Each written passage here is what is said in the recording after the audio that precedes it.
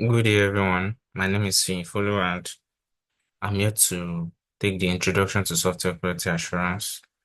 And today I'll just be laying the foundation and defining some terms in software quality assurance. So I'm going to be talking through the fundamentals, the essential tools, the current trends, types of testing in software development lifecycle, and real work case study for practical application. Okay, so first of all, what is software testing? And then what are the various types of testing? So I'm going to be taking you through different definitions, and then after that, that's for this section. So after this section, I'm going to take you through API testing. Then from API testing, we move to either web or mobile testing. So yeah.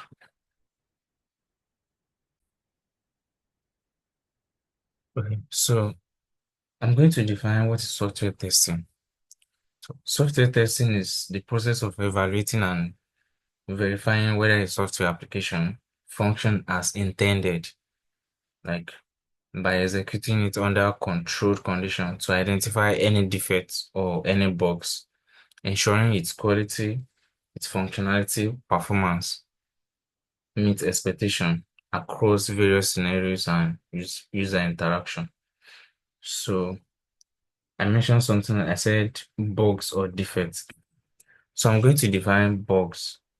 So a software bug is a flaw or error in a computer software that causes it to function unexpectedly or incorrectly, often resulting to unintended outcomes like crashes, like incorrect output or unexpected behavior.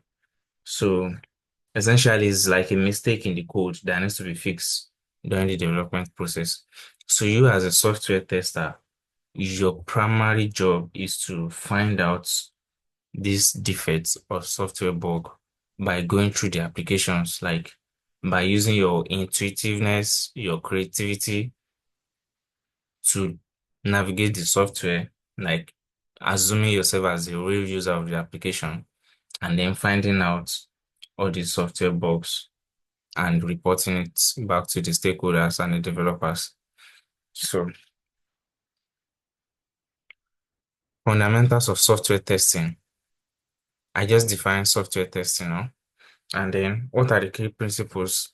Testing is based on principle like early testing. So there are different organizations adopt different methods, right? So there are some that are early testing. You start from as early as possible as the development is starting. You are starting with also we are writing test cases and everything. So defect prevention, you are not just looking for defect or bugs, but like preventing it. As in, as the software is being developed, we are also part of the process and continuous improvement. So the goal is to deliver high quality software that actually meets users' expectations.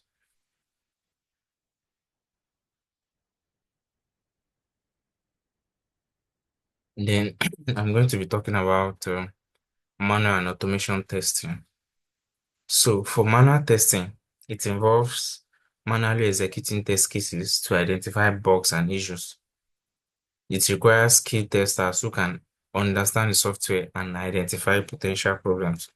So when I say manual testing, basically what we'll be doing is going through the application, saying application or software interchangeably. So I'm going to assume whether it's a mobile application, whether it's a web application. So I'm just going to generally say software or application. So you manually navigate it, move from one point to the other, assume you are the user and trying to find a defect, like what is there anything that disrupt the flow while you are trying to navigate through the application, while trying to use the application as a user. So before you can do this, be a manual tester and then test the software, you have to understand the software in and out. So which means you have to like read some documentation about the software, like requirements gathering, user story, use cases, use case documents. These are prepared by either business analysts or product managers. So you have to go through these documents, ask questions as much as possible, explore the application, then you start your manual testing. Also, there is automation testing. This like utilizes special tools to automate test execution. It kind of reduces time and effort and is crucial for repetitive and complex test scenarios. But although, yeah, automation testing is good, it's fine. You will write some script and you automate some scenarios. But then manual testing is still very, very, very important because it's user that will use the software eventually. So it's not a bot or a robot or something. So you as a tester, you assume you are the user. I've said this a lot and navigate the application. So doing this, you will see some behavior, some weird behaviors, even that automation script might not be able to like find out. And this you will report, you will take your screenshots, you will screen record, like as many evidence as possible, and then you will be logging your reports, all the defects, all the bugs you found.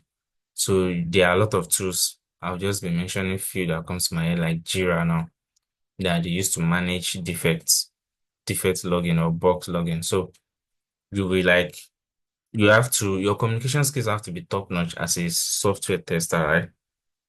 Because you will literally be communicating with everybody, with the developers, with the stakeholders, and your fellow testers. Basically, communicating with everybody what you find while doing your tests, and then taking them through the screenshots, the screen recording, so that they can reproduce the defects that you found, even when you are not there. And then also, there's something they call severity in bugs. So you like prioritize it, the one that are critical, the one that is less critical, the one that is high, medium, low. So different companies adopt different methods anyways. Let's continue. So software development life cycle and testing. Now, software has a life cycle, right? And it starts from requirements gathering.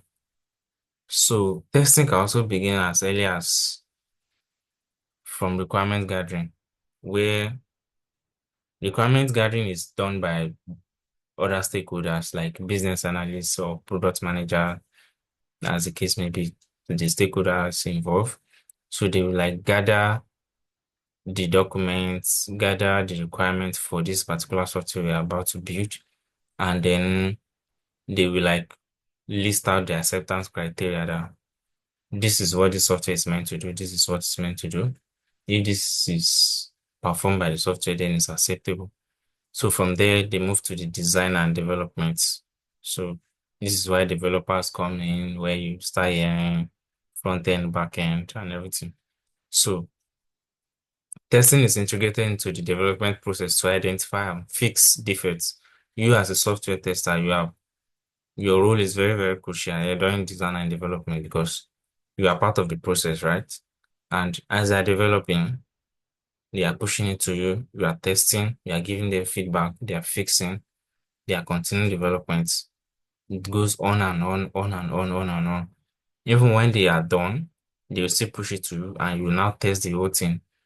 That's where testing comes in proper, where you now use various types of testing and conduct soft and ensure that the software meets quality standard.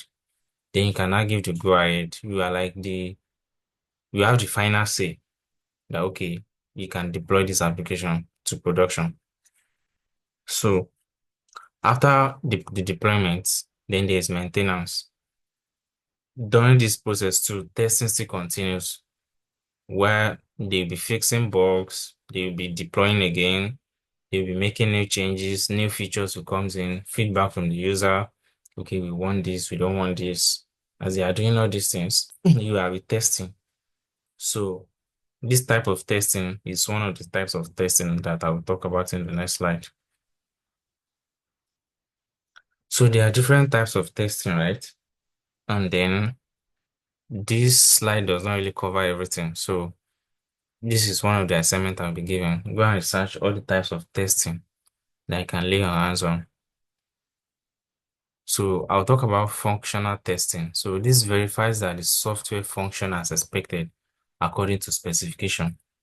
So if what is specified in the software document is that, okay, this is Zoom application and you should be able to make call, you should be able to add participants, you should be able to mute participants. Those are functions. And you, as a software tester, you test all these functions to ensure that the software meets this specification. Like, can you share screen? Can you do this? Can you do that? These are functional testing. So, and there's performance testing.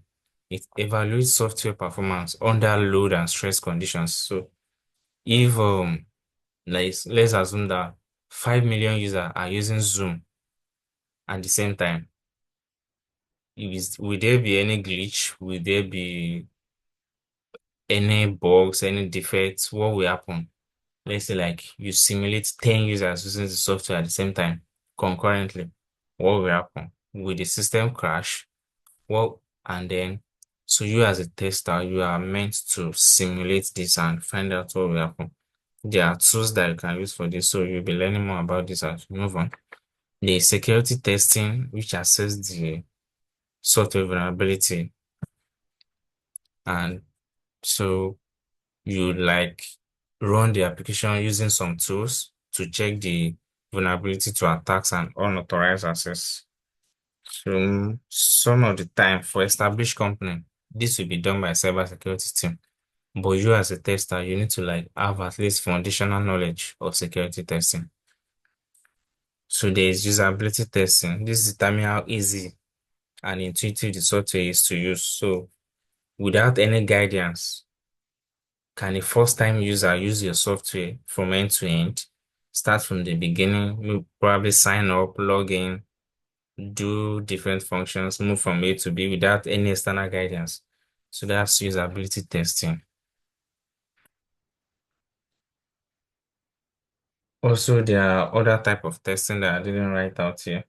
There's regression testing, where, during the development lifecycle, the previous slide, I was talking about deploying, fixing issues, removing things, adding things, because this happens a lot in software development. There will be a lot of changes. They will remove some things, they will add some things. Doing this, fixing bugs. So after all these are done, you as a tester, you will retest to ensure that this new thing that they had, hope it did not destroy what we already have that was working before. This process is called regression testing. You are basically testing the software and saying that, oh, this new update, hope it didn't break what was working before. What was working before, is it still working? The new update is still working. That's regression testing. There's exploratory testing where you are just navigating the software and finding your way around it. It's also called smoke testing, whereby you like just casually go through the software and familiarize yourself with it such that after that you can start writing your test cases. And when I say test cases, I will talk more about test cases in our next meeting. So moving on. So I want to break this down to three phases: API testing, web testing, and mobile testing. So the next session, I'll be like major on API testing. So you can download Postman. Also, another assignment, research on API. What is API? So that when I'm doing this, the concept of API will not be new to you if you don't already know what is API. So please try to research on what is API. And then there's web application testing. So web testing is just basically every software that can be used in a browser. Those are web application and you test them in a browser. Mobile testing. Mobile testing is you testing a mobile application across different devices. So these are software that can be used on a mobile device. And you as a tester, you are testing everything. So next session, we'll be talking about API testing majorly. Then after that, we'll move to web testing. Then we'll see how it goes from there. So industry tools and current trends. There are a lot of tools that you'll be using as a software tester. So you need to be flexible and then you will come across a lot of tools. Different organizations use different tools. There are some organizations that you are the one that recommend some tools for them. So for test automation frameworks, there are a lot of them. This is just like three I can lay my hands on. There's Selenium for web automation. There's Apion for mobile automation. There's Cypress for web and API automation. Yeah, these frameworks, they rely on some programming languages. So you as a tester, you might want to lay your hands on one or two programming languages.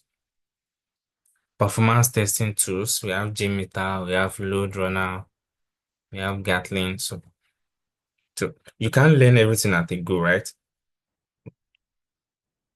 So that's why you just be flexible and ready to learn in case an organization, you've learned one thing and the organization is using another thing. So you have to be flexible. There's CI/CD, continuous integration and continuous delivery. They use tools like Jenkins, GitLab, CI/CD, Azure DevOps. So you as a QA, you have a lot to learn actually. And then GitHub is part of it. Your ability to push to GitHub, to clone from repository. I think we talk more on this later. This cloud-based testing, that is AWS, and then browser stack, AI and machine learning in testing. So all this AI, machine learning software, they are also testers for them. And then you can also leverage AI in your test case generation and all, and your automated tests maintenance and automated scripts. You can leverage AI and make your work a bit easier and faster. So real world case study using e-commerce websites. So starting from requirement gathering, let's say the time they were building Jumia now, they probably start from requirement gathering, like gathering the detailed requirements for functionality, performance, and security. So they probably say, oh, you want it to be a mobile application, you want it to be a web application, and then this and this are the things that the software can do. Then test planning. Test planning is like a detailed document that outlines the strategy, the scope, resources, the schedule, and approach for testing the product or system. So it's serving like a roadmap for testing process where you are identifying what needs to be tested, how it will be tested, who will test it, and for how long. So now after that, there is test execution. So you are conducting your functional, performance, security, usability testing to identify issues. And when you identify issues, you move on to the next stage, which is defect reporting and tracking. So you report the issues that you found. You try to be as detailed as possible. This is where your communication skills comes in. And then tracking their resolution. So after you've reported the bugs, you won't just stop there. You follow up on them. You track their resolution. You test again. When it's done, you move it to done. There are tools that are used for this. Jira is one of them. ClickUp is one of them. You can research on all these tools. Then there's regression testing. When you've reports a defect, they say they fix it. You try to test again to confirm if that fixes is actually done. And if the fixes didn't broke what was working before, so you confirm by doing regression testing. You ensure that new features and bug fixes do not introduce new issues. This is really, really important. And this is where automation test script actually comes in to perform regression testing because it can be tedious, depends on the size of the application. So there are a few takeaways that I'll be talking about as I'm rounding this section up. So software testing is crucial for delivering high quality software that meets users' expectation. So you as a software tester, you are not just finding bugs, you are saving time, you are preventing frustration, you are protecting user safety, you are ensuring that the user have a beautiful and appealing smile on their face when they are using your software. Imagine you open your bank application and you want to send money to someone after you've purchased something and you were not able to do it. How do you think you will feel? You will feel frustrated, right? So you as a software tester, this is your primary role to prevent this kind of scenario. You are ensuring that people using software, people that rely on software daily, that they can use it. Your software is reliable, is secure, and is user-friendly. You are vital to software development process, and you play a crucial role in delivering quality products as a software tester. And then you should also understand that testing practices are constantly evolving with new technologies and methodologies, especially with the introduction of AI, artificial intelligence.